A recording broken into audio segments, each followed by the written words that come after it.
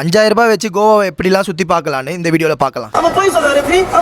நீங்க எங்க இருந்தாலும் பரவாயில்ல, பெங்களூர் யஷ்வந்த்பூர் ஸ்டேஷனுக்கு முதல்ல வந்துருங்க. இதோட காஸ்ட் பாத்தீங்கன்னா ₹160. அடுத்த ட்ரெயின் யஷ்வந்த்பூர்ல இருந்து வாஸ்கோ ட காமாக்கு டெய்லி 3 மணிக்கு இருக்கு. ₹380 டிக்கெட். மொத்தமா உங்களுக்கு ₹560 ஆயிடும் ட்ரெயினுக்கு. வாஸ்கோ வந்தோடனே 2 பஸ் ஏறணும் நண்பா. ஒன்னு பனாஜிக்கு போகணும், பனாஜில இருந்து மப்புசாக்கு. இதுக்கு ஒரு ₹100 ஆயிடும் உங்களுக்கு. ரீச் ஆன கையோட முதல்ல ஒரு காடியை புடிச்சுக்கோங்க. பைக் ரெண்ட் பொறுத்த வரைக்கும் 400ல இருந்து ஸ்டார்ட் ஆகும். ஃப்ரெண்ட்ஸோட வர மாதிரி இருந்தா கார் எடுக்கிறது ரொம்ப பெஸ்ட். ஒரு நாளைக்கு ₹1000. நீங்க எந்த மாதிரி கார் எடுக்கிறீங்களோ அதை பொறுத்து தான் இருக்கு. பட்ஜெட்ல ஸ்டே பண்ணோம்னா டாமண்ட்ரி தான் நான் பெஸ்ட்னு சொல்வேன். ஹாஸ்டல்ல பாத்தீங்கன்னா கிட்டத்தட்ட ₹400 இருந்து அதுக்கும் குறைவா கூட கிடைக்க வாய்ப்பு. கோவால ஃபுட் காஸ்ட் ரொம்ப அதிகம். பட் வெளியில நிறைய பட்ஜெட் ஃப்ரெண்ட்லி ஷாப்ஸ்லாம் இருக்கு. அங்க சாப்பிட்டா உங்க பட்ஜெட்டுக்குள்ள சேவ் பண்ணிக்கலாம். சரி, இப்போ நம்ம எங்கெல்லாம் போலான்னு ஒரு 4 இடத்த சொல்றேன்.